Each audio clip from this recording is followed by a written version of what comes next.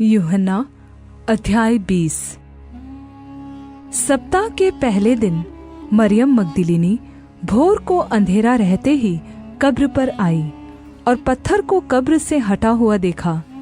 तब वह दौड़ी और शमौन पतरस और उस दूसरे चेले के पास जिससे यीशु प्रेम रखता था आकर कहा, वे प्रभु को कब्र में से निकाल ले गए हैं और हम नहीं जानते कि उसे कहाँ रख दिया है।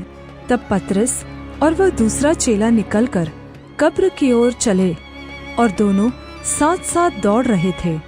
परंतु दूसरा चेला पतरस से आगे बढ़कर कब्र पर पहले पहुंचा और झुककर कपड़े पड़े देखे तो भी वह भीतर न गया। तब शमौन पतरस उसके पीछे पीछे पहुंचा और कब्र के भीतर गया और कपड़े पड़े देखे, और वह अंगोछा जो उसके सिर पर बंधा हुआ था कपड़ों के साथ पड़ा हुआ नहीं, परंतु अलग एक जगह लपेटा हुआ देखा। तब दूसरा चेला भी जो कब्र पर पहले पहुंचा था भीतर गया और देखकर विश्वास किया।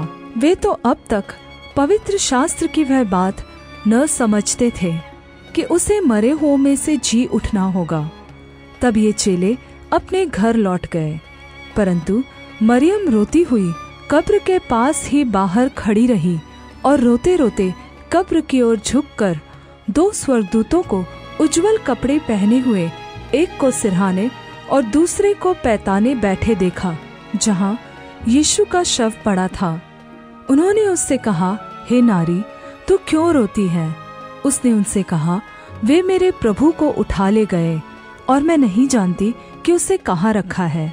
यह कहकर वह पीछे फिरी और यीशु को खड़े देखा और न पहचाना कि यह यीशु है। यीशु ने उससे कहा, हे नारी, तू क्यों रोती है?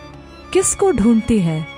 उसने माली समझकर उससे कहा, हे श्रीमान, यदि तूने उसे उठा लिया है तो मुझसे कह कि उसे कहाँ रखा है और मैं उसे ले जाऊंगी। यीशु ने उससे कहा, मरियम। उसने पीछे फिरकर उससे इब्रानी में कहा, रब्बूनी, अर्थात हे गुरु। यीशु ने उससे कहा, मुझे मत छू, क्योंकि मैं अब तक पिता के पास ऊपर नहीं गया, परंतु मेरे भाइयों के पास जाकर उनसे कह दे कि मैं अपने पिता और तुम्हारे पिता और अपने परमेश्वर और तुम्हारे परमेश्वर के पास ऊपर जाता हूँ। मरियम मगदलीनी ने जाकर चेलों को बताया, मैंने प्रभु को देखा और उसने मुझसे बातें कही।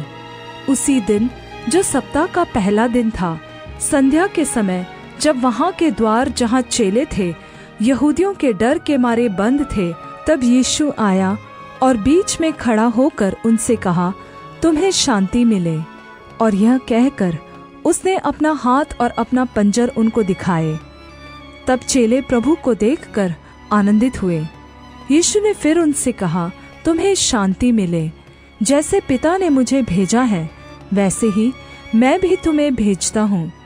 यह कहकर उसने उन पर फूंका और उनसे कहा, पवित्र आत्मा लो।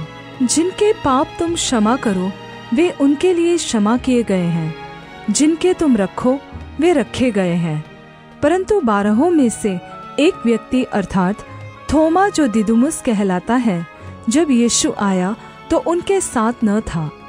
जब और चेले उससे कहने लगे, हमने प्रभु को देखा है, तब उसने उनसे कहा, जब तक मैं उसके हाथों में कीलों के छेद न देख लूं और कीलों के छेदों में अपनी उंगली न डाल लूं, तब तक मैं विश्वास नहीं करूंगा।